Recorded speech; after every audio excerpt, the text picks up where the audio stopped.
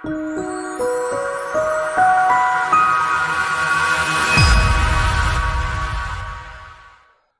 we are together with Peter Semone, chairman of the Pacific Asia Travel Association, PATA, and we are in Kuching in Sarawak, the capital of Sarawak, attending PATA Destination Experience Forum and Expo. So thank you for being with us, first of all. Thank you also, Theo. Wonderful to see you again. It's been a long time. It's been we a long haven't time. seen each other since Absolutely. COVID, at Indeed, least, yeah? Indeed. So now we are back together. Exactly. Now that I say that, are we back to business, back to normal business or not? What do you think? Yeah, no, I think that's a good question. I think I always say that 2019 BC, before COVID, Yeah. I like to say that was an important year for tourism because across the region of Asia Pacific and even globally, the tourism numbers were quite high. There were some records. And where we are now is that we're starting to return to the similar numbers.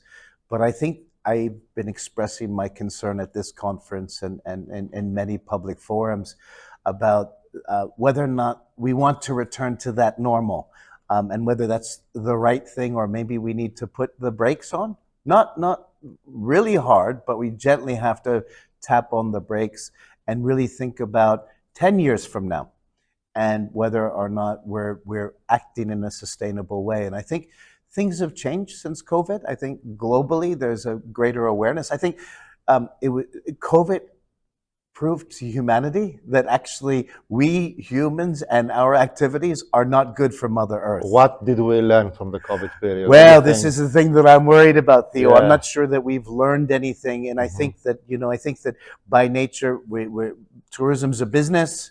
Governments are under pressure. Ministries of tourism are under pressure to get the numbers back, and a lot of it comes back to how are we measuring success? And that was one of the topics that we've been discussing at this conference. And in the past, as you well know, you're a tourism veteran. We've always talked about the number of arrivals, per diem expenditure, and length of stay. Sure. And then we come up with a rough number that is probably not very accurate because we're the easy metrics. We're it's guesstimating. easy. Yeah, but like so many other industries, I kind of think that maybe we're a little bit behind the times, and that we need to grow like other industries and become a bit more sophisticated about how we measure success. And I almost think that we need to do an accounting of tourism. So debit, credit, yeah. Okay. So, the pluses and the minuses. And then we need to understand that there are some invisible costs of tourism that maybe we don't calculate. So if we say that we have X number of revenue, countries like to say they have 100 billion or 10 billion or 50 billion. But really, is that really what's going into the economy? And what's the cost of that? The other thing that I observe, and I kind of hope we move in that direction, 2019 BC, we were so much focused on marketing, destination marketing. Yep. And it was always about stimulating the demand side. But I sometimes wonder, should we not really be a little bit more cautious and maybe focus more on destination management and actually looking at the impact of tourism and how to make tourism more effective, more efficient, and to actually drive our ultimate goal, which is more jobs, it's an improved economy, contribution to GDP. Yeah. Can you give me some examples? Because I grew up in this industry. Yes. Learning that, tourism is good for the economy, good for the society, Yeah. is good for the destinations. But Yeah. now we have started discussing about the negative impacts of tourism. Yeah. It's not always so good Yeah. to develop touristically a destination. So can you give me some examples of the negative impact of the tourism for a destination, let's say? Yeah, I mean, I always like to remind people of the saying that a good place to live is a good place to visit. Yeah. But if there's too many visitors, then it doesn't become a good place to live anymore. Okay. So there's that dynamic. So we talk about, and you see this more in Europe, but maybe what's happening in Europe is a harbinger for what's going to happen in Asia and the Pacific region, where there is overcrowding of tourism destinations. There's a feeling among local communities that there's over tourism. Sometimes even the behavior of visitors is something that is um, not appealing to locals. So I think that from a sociocultural perspective, you have those issues. From an environmental perspective, think about it. We all, as humans, every day we consume waste. Sure. Through food waste that we don't eat finish our food, from plastic bottles. And when you and I were kids, there weren't plastic bottles, and all of a Yeah, sudden yeah, now we exactly. have plastic bottles everywhere. There's a lot from the environmental perspective, and we always talk about tourism as the triple bottom line. Yeah. So you have environmental, so for sure there's environmental degradation as a result of tourism. Sociocultural, for sure there are enhancements, but there's also a negative effect. It takes away from the culture. It takes away from the authenticity of a place, because there's this, academics call it this demonstration effect. Yeah. So as a tourist, or as a local, the two of us are locals, and we see a tourist come and say, wow, I want to be like that tourist. So, a local, maybe from a not wealthy community, will look and feel, recognize that maybe they don't have everything, that maybe there's more to life. So there's a little bit of jealousy that might come Yeah. from there, and a little bit of feeling that I don't have. And then from an economic perspective, again, the triple bottom line: are we really making money or not? And I always use the example, in Asia. You go to, I speak Indonesian, and I've been in Indonesia for a long time, hence the batik shirt. Yeah. And Yeah. but sometimes I go to a warung, a local shop, and I'll ask the owner. I'll say, so how much money do you make every day? Oh, I sell, let's say, $20 worth of goods every day. I said, are you making a profit? And they sort of look at me, and they're not really sure if they're making a profit or not, Yeah. Good. because as far as they're concerned, they made $20 today. But how much did it cost to make the $20? And by the way, how long did you sit in your shop? You were there for 8, 10, 12 hours. How much do you pay yourself? So I think, we need to do a more accurate economic calculation. So I think there's an impact across the So we board. don't know how much tourism costs us, let's say. We really don't know. Yeah. And I think, we try to fake it within the industry. But I think now the time has come that we actually really need to demonstrate. Because if we look at a macro perspective, the Sustainable Development Goals, 2030 is not that many years away, Theo. Yeah. And tourism, we were going to cover 10 of the I guess it's 17 Sustainable Development Goals. Am I correct? It's 17. I'm Yeah, quite I'm not sure. remember by Yes, heart, to be shame on honest. us for not knowing. Yeah. Yeah. But are we really contributing to that? Sure.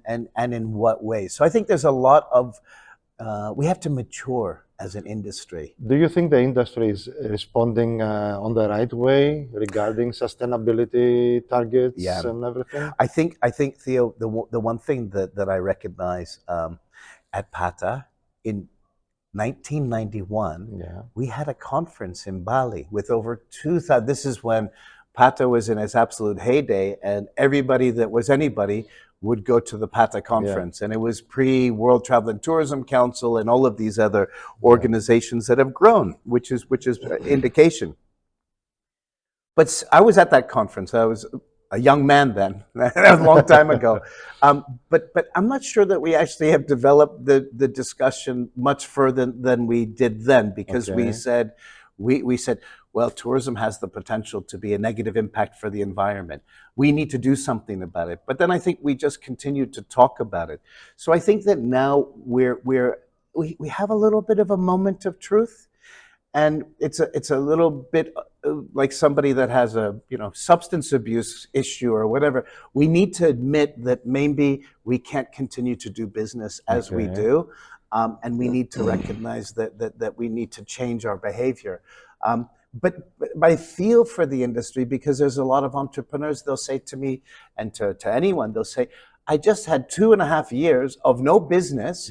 I barely kept my business alive, and now you're saying that I have to Well, spend I more to have make it sustainable, eh? right, and Yeah, and and, yeah. and so uh, we have to find a good balance. So I think a lot of people will be in denial, but for reasons that I understand. A business person will they want to recover their industry, And and governments are, of course, they're forcing people as and well. what is happening from the consumer side, for the traveler side? Yeah, well, I think, of course, we talk about the pent up demand, and it seems even that consumers are willing to pay more for things than they did in the past.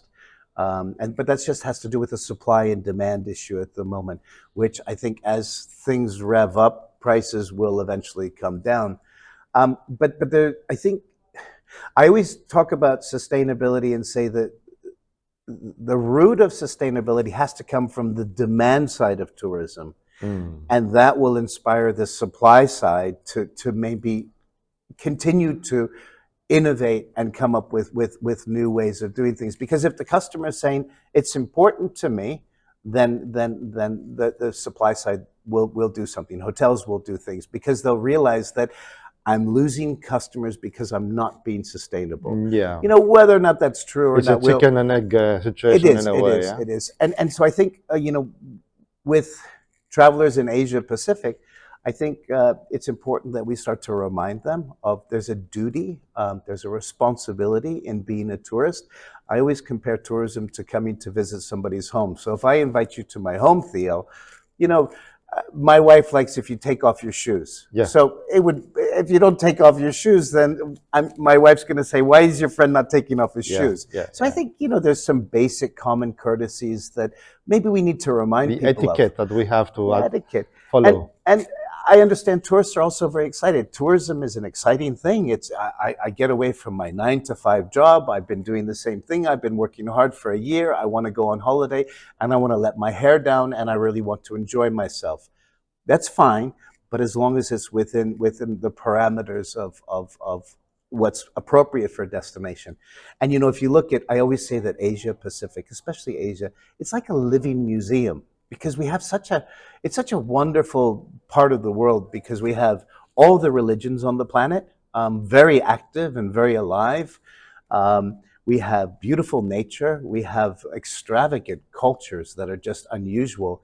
And I think we need to make sure that we encourage people to preserve those things.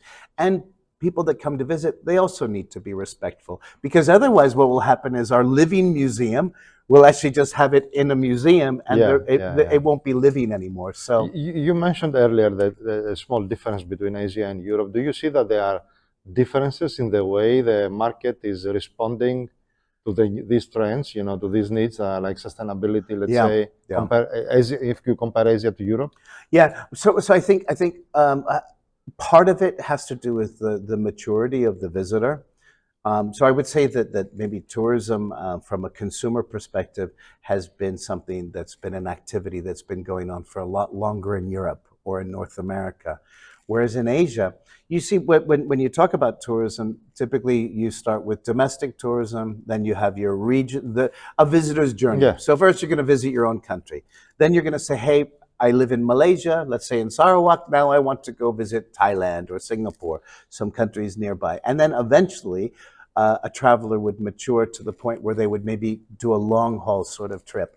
So I think, yeah, I think the Asian traveler is really a new phenomenon as Yeah. compared to Europe. So a lot of the Asian travelers, maybe they don't have that awareness.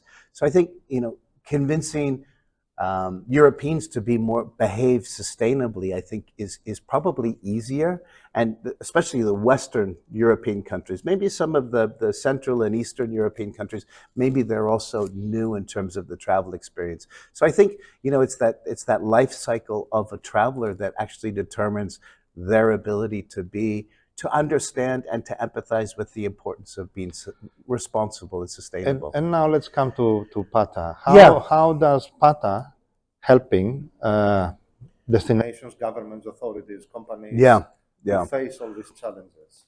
Well, I think there's a few steps in the process, and I think that we're successful at the early stages, but I think we have a lot more work to do. So I think the first thing is always kind of an admission that we have a problem. And I think that there's with events like what we're having here in Sarawak, and by the way, Sarawak's a highly sustainable destination, and they've been focused on this for a while. And the premier of this place was actually of Sarawak was previously the Minister of Tourism for 8 years. Yeah. So there's a better idea of the importance of sustainability.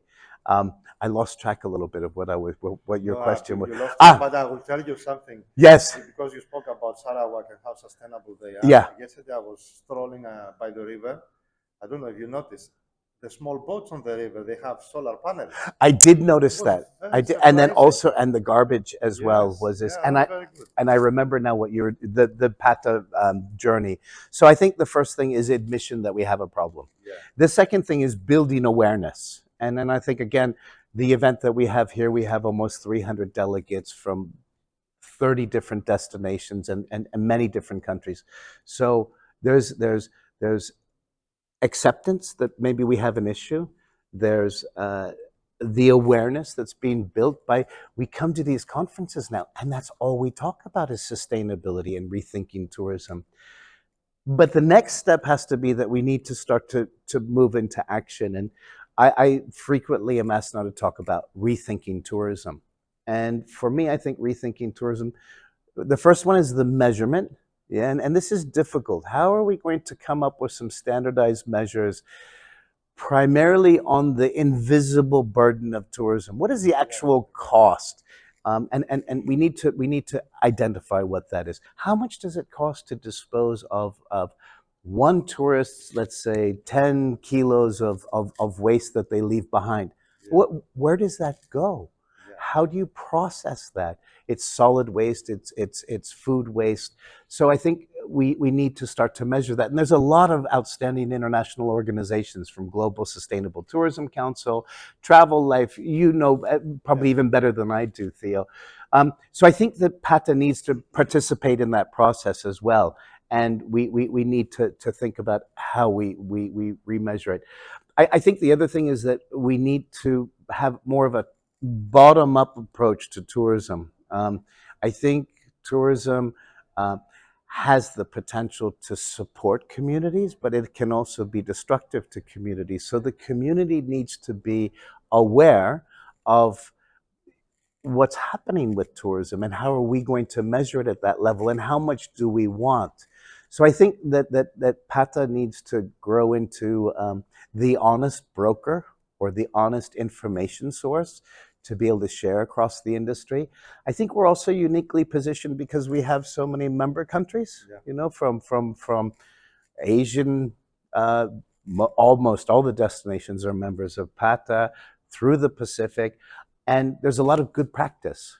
And I think sharing experiences, I think, is very valuable in this moment where we need to rethink and redefine tourism. If we don't do anything about it, Theo, I do worry about 2030. We talked about the SDGs, but let's just talk about tourism. By 2030, that's 7 years down the road. Where are we going to be? Are we going to be in a position where communities such as in Europe, they start to say, we don't want any more tourism? How are we going to balance that relationship? And I still maintain that tourism is important for the region, but I think we need to be a little bit more clear and a bit more definitive about in what way is it positive and in what way is it negative.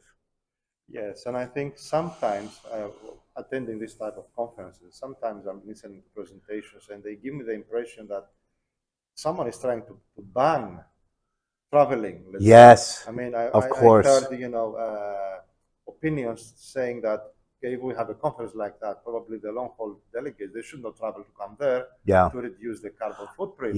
Only the locals should attend. But then again, nowadays traveling is a need. It's not just doing something for fun. We need to escape from our everyday. And I think we learned that during COVID as well. Yes, we cannot reduce traveling. Traveling is going to grow. So how you manage it? Yes. Yes. in a better way, more efficient way. Absolutely, absolutely, and I think it's a lot of it's about cooperation, it's about partnership, it's about better communication between government and the Yeah, private that's sector, important. and I always say government, private sector, and community, because we can't always assume that government is representing the interests of each and every community. So I think kind of that triangle Yeah. of relationships, um, but I still. I love this industry. This is my life's work. So I would hate to see it banned, but I think we have to be more responsible. And I wouldn't be surprised in the future, Theo, if it becomes a little bit more expensive. And there's always travel is a right or travel is a privilege. Look, I would like to say that travel is a right, but I think it's also a privilege. And it doesn't mean that people we're inclusive, but it just depends. I can't afford to visit certain destinations because I'm not a wealthy man. But I can visit lots of other destinations, and I think that's true for everybody. Yep. You just have to. I also can't afford a Ferrari, but I'm happy Yeah. to have a Toyota or a Volkswagen. Exactly. It's fine. And I Yeah. think that's the same thing with tourism, and the privilege of being able to travel wherever it is something that we just need to know that it's a privilege, and we need to be willing to pay for it. And I wouldn't be surprised if governments are put in a more of a situation where they have to tax for the use of the commons. But I think the one advice that I have for governments when it comes to tourism taxation, and I think this is something that I hear quite often, there needs to be more transparency. Why are you collecting this money from me? Yes, exactly. For what? And governments cannot put it back in the national treasury, but they have to sort of safeguard it and segregate that money so that that money is reinvested into maintaining the quality of the experience within the tourism destination in terms of environmental, social, and all of those other things. But to just basically, take money from the tourism industry, put it in the treasury, and then not Yeah, reinvest, it doesn't make it sense. doesn't make sense. Yeah. And I wouldn't be surprised also, and I would recommend that governments, I get the need for marketing, but maybe we should put more money into more strategic areas, because a lot of our marketing is tourism marketing's we've been doing the same thing for years and years. The only thing is that we've replaced our old school brochure way of doing things with technology. But I think people will come to a destination because you've managed it well Exactly. and because Yeah. you have a reputation for that, rather than because they saw a wonderful advertisement on the internet or on the television or passing by on a bus. So I think we need to rethink, and I think there's many industries, and I'm not even sure. Maybe you have some thoughts. There's many industries that we can use as an example that have had to not reform themselves, but they've had to grow and they've had to evolve and transform themselves. I mean, the automobile industry is probably a good example, and they're always under pressure, for environmental regulation, but they innovate. And I think we need to do more in terms of innovation. Yes, we create experiences, but we also have to innovate in terms of how we manage tourism, Yep. how we actually look at it.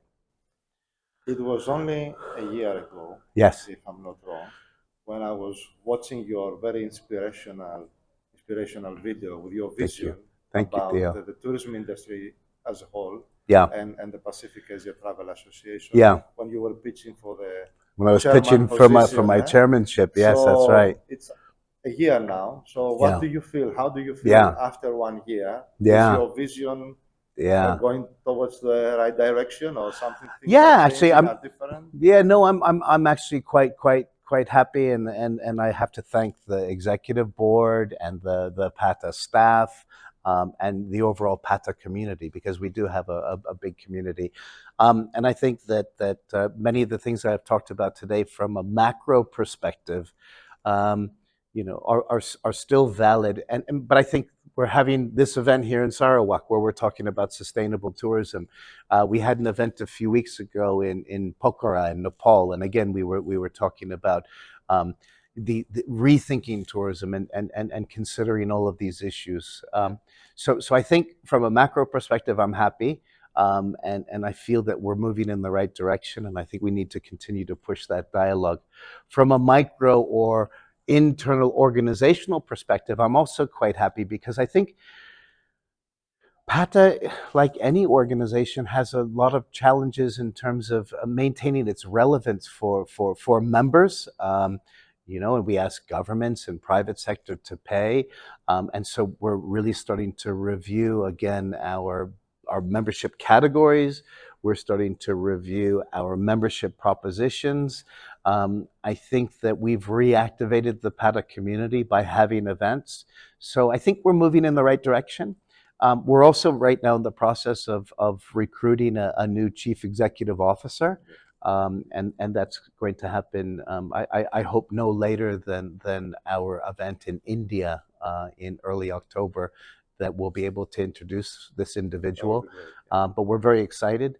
We're looking for somebody that is able to really help us to restructure that internal element, because again, if we don't fix or let's say improve and streamline our own processes, it's very hard for us to go out and preach about sustainability and all of those other things.